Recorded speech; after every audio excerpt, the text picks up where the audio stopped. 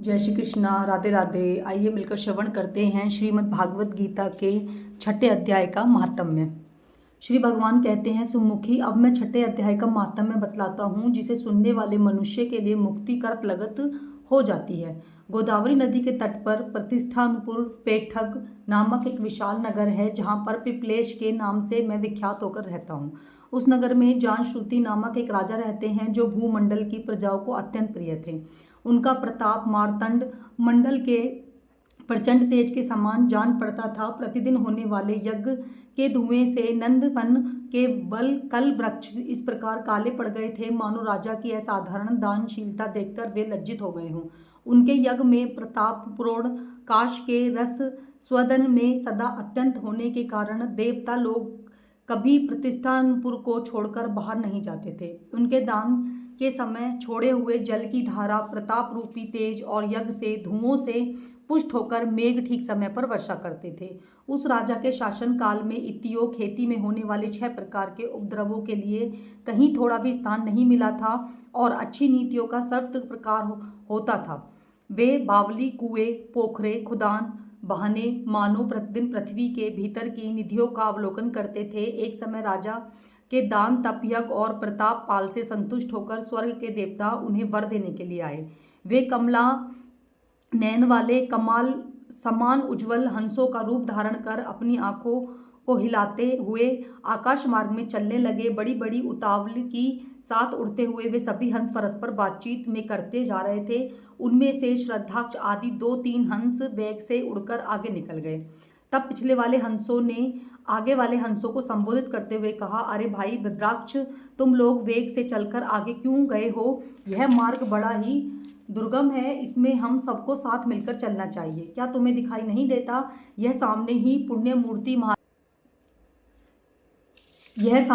पुण्य मूर्ति महाराज जानश्रुति तेजपुट अत्यंत पुष्ट रूप प्रकाश हो रहा है। उस तेज से भस्म होने की आकांक्षा से सावधान होकर चलो। पीछे वाले हंसों के ऐसे वचन सुनकर आगे वाले हंस हंस पड़े और उस स्वर में उनकी बातों का अवहेलना करते हुए बोले, अरे भाई, क्या इस राजा जानश्रुति का तेज ब्रह्मावादी महात्मा रेग के तेज से भी अधिक तीव्र है? हंसों की ये बातें सुनकर राजा जानश्रुति अपने ऊंचे महल की छत से उतर गए और सुखपूर्वक आसन पर विराजमान हो अपने सारथियों को बुलाकर बोले, जाओ महात्मा रेग को यहाँ से ले आओ। राजा का यह अमृत के समान वचन सुनकर वह नामक सारथी प्रसन्नता प्रकट करता हुआ नगर के बाहर निकला। सबसे पहले उसने मुक्तिदायिनी काशीपुर की यात्रा की, जहाँ जगत के स्वामी भगवान विश्वनाथ मनुष्य को उपदेश दिया करते थे। उसके बाद वह गया क्षेत्र में पहुंचा। उसके प्रफुल्ल नेत्रों वाले भगवान गदाधार संपूर्ण लोगों का उद्धार करने के लिए निवास करते हैं। तदंतर नाना तीर्थों में भ्रमण करता हुआ सारथी पापनाशिनी मथुरापुरी में गया। यह भगवान श्री कृष्ण आदि स्थान है, जो परम महान एवं मोक्ष प्रदान करने वाला है। वेद और शास्त्रों में यह तीर्थ त्रिभुवनपति भगवान गोविंद के अवतार स्थान के नाम से प्रसिद्ध है। नाना देवता और ब्रह्मर्षि उनका सेवन करते हैं। मथुरा नगर काली नदी यमुना के किनारे शोभा पाता है। उसकी आकृति अर्धचंद्र के समान प्रतीत होती है। वह सब तीर्थों के निवास में परिपूर्ण है, परम आनंद प्रदान करने के कारण सुंदर प्रतीत होता है। गोवर्धन पर्वत के होने से मथुरा मंडल की शोभा और भी बढ़ गई।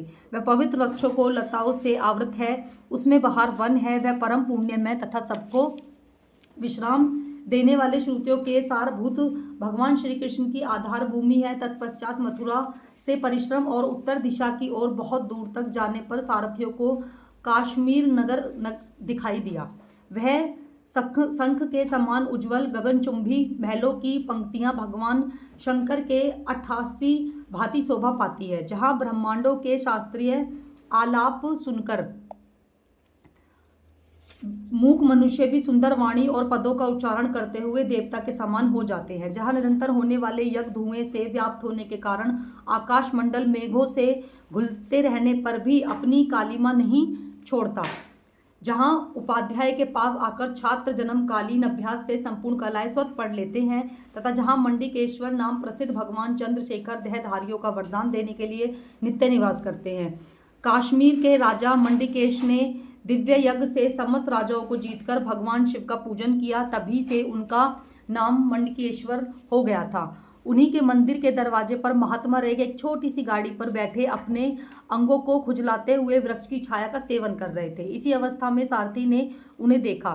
राजा के बताए हुए भिन्न भिन्न चिन्हों से उन्हें शीघ्र ही रेख द्वारा पहचान लिया गया और उनके चरणों में प्रणाम करके कहा, भगवान आप किस स्थान पर रहते हैं, आपका पूरा नाम क्या है, आप तो सदा स्वच्छ विचार वाले हैं, फिर यहाँ किस लिए ठहरे हैं, इस समय आपका क्या करने का विचार है। सारथियों के ऐसे वचन सुनकर परम आनंद में विग्रह महात्मा रेख के द्वारा कुछ सोचकर कहने लगे, यदि हम पुण्य काम हैं, हमें किसी वस्तु की आवश्यकता नहीं है, तथापि कोई भी हमारी मनोवृत्ति के अनुसार परिचित कर सकता है। रेत के हार्दिक अभिप्रायों को आदरपूर्वक ग्रहण करके सारथी धीरे से राजा के पास चल दिया।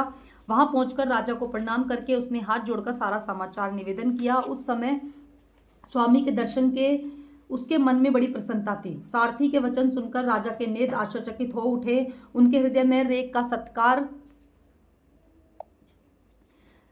सत्कार करने की श्रद्धा जागृत हुई। उन्होंने 2 खच्चरियों से जुती हुई एक गाड़ी लेकर यात्रा की, साथ ही मोतियों का हार, अच्छे अच्छे वस्त्र और एक असस्त्र गो भी ले ली। कश्मीर मंडल में महात्मा रेख जहाँ रहते थे उस स्थान पर पहुंचकर राजा ने सारी वस्तुएं उनके सामने निवेदन कर दी। उस पृथ्वी पर पढ़कर 7 दंड प्रणाम किया। महात्मा रेख अत्यंत भक्ति के साथ चरणों में पड़े हुए राजा जान छुट्टी पर कुपित हो उठे और बोले कि दुष्ट तू राजा है, क्या तू तेरा वृतांत नहीं जानता। यह खच्चरियों से जुती हुई अपनी ऊंची गाड़ी ले जा, ये वस्त्र, ये मोतिया, ये हार, ये दूध देने वाली गाय भी स्वयं ले जा। इस तरह आज्ञा देकर रेख ने राजा के मन में भय उत्पन्न कर दिया। तब राजा ने शाप के भय से महात्मा रेख के चरणों को पकड़ लिया और भक्ति पूर्वक कहा, ब्राह्मण मुझ पर प्रसन्न होइए, भगवान आप में यह अद्भुत महात्म्य कैसे आया, प्रसन्न होकर मुझे ठीक ठीक बताइए। रेख ने कहा, राजन मैं प्रतिदिन गीता के 6ठे अध्याय का जप करता हूँ, इसीलिए मेरी तेजो राशि देवताओं के लिए भी दुखद है।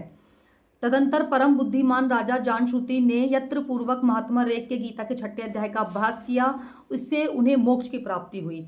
इधर रेख भी भगवान मार्कंडेय श्रेय के समीप मोक्षदायक गीता के 6ठे अध्याय का जप करते हुए सुख से रहने लगे। हंस रूप धारण करके वरदान देने के लिए आए हुए देवता भी विकसित होकर स्वेच्छा अनुसार चले गए। जो मनुष्य सदा इस एक अध्याय का जाप करता है वह भी भगवान विष्णु के स्वरूप को प्राप्त होता है, इसमें कोई भी संदेह नहीं है। यह था श्रीमद् भागवत गीता के अध्याय का 6ठा महात्म्य। हरि बोल, जय श्री कृष्ण।